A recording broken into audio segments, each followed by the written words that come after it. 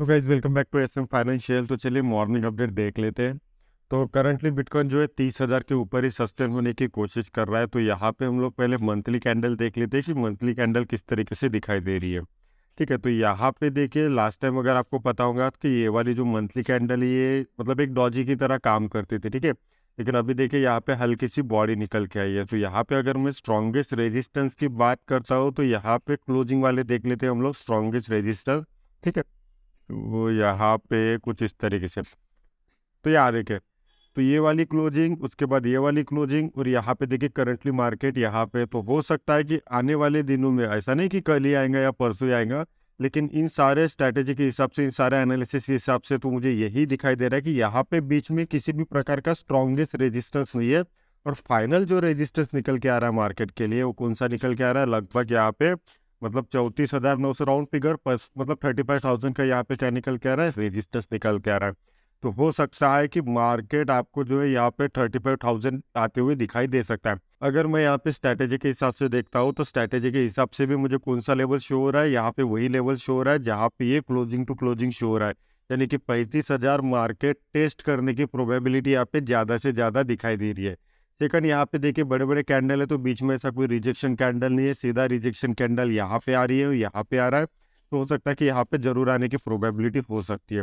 बाकी अगर हम लोग यहाँ पे वीकली में भी देखते हैं तो वीकली कैंडल देखिए, तो यहाँ देखिए 3 वीक जो है कंटिन्यू 3 वीक क्या था, यहाँ पे मार्केट डॉजी में काम कर रहा था। यानी कि ना बायर ऊपर जा रहे थे ना सेलर नीचे आ रहे थे, दोनों के बीच में तगड़ा झगड़ा हो रहा था। और फाइनली यहाँ पे अभी कौन जीता, यहाँ पे बायर जीता। क्यों?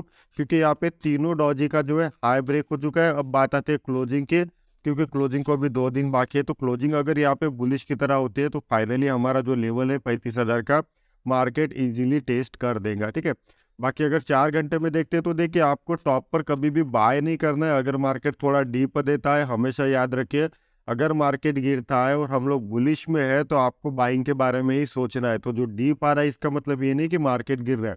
मार्केट तब तक नहीं गिर सकता जब तक एक स्ट्रॉन्गेस्ट रिवर्सल ना बने। और अगर करंटली देखा जाए तो यहाँ पे कोई भी प्रकार का रिवर्सल नहीं बना है। अगर मैं इसे भी देखता हूँ तो ये डाइवर्जन जरूर है लेकिन उतना खास डाइवर्जन नहीं है।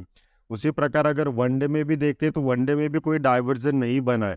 अगर वनडे में कोई डाइवर्जन बनता है या फिर डबल टॉप जैसा पैटर्न बनता है, कोई रिवर्सल पैटर्न बनता है, तब हम लोग लेके चलेंगे कि हाँ अभी ट्रेंड चेंज हो चुका है और मार्केट में अब बड़ा सा फॉल आने की प्रोबेबिलिटी हो सकती है।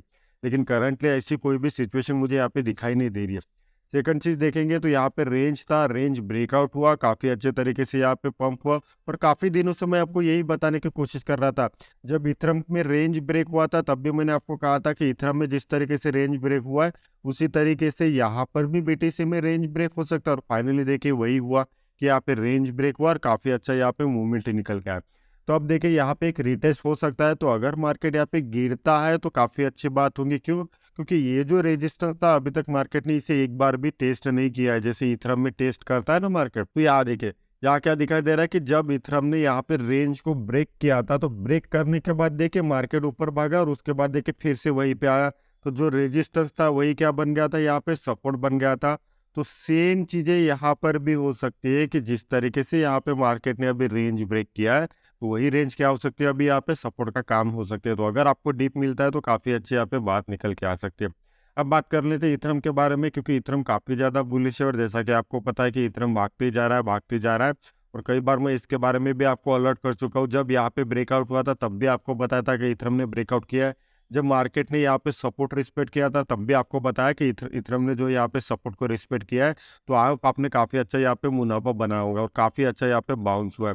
तो यहाँ पे कहीं ना कहीं हो सकता है कि इथरम और आगे जा सकता है। और अगर आपने मेरे वीडियो डेली देखते होंगे तो यहाँ देखिए ऑलरेडी मैं एक वीडियो बना चुका था जहाँ पे आपको कहा था कि कहीं ना कहीं हम 2500 जरूर टेस्ट कर सकते हैं इथरम में। क्यों? क्योंकि जितना वीकली में फॉल हुआ है, इस वीकली फॉल होने के बाद मार्केट ने कंसोलिडेशन किया था और कंसोलिडेशन के बाद इसने ब्रेक किया। तो कहीं ना कहीं इस पूरे गिरावट का एक करेक्शन जो निकल के आता है वो लगभग 25 मतलब 2500 के आसपास निकल के आता है।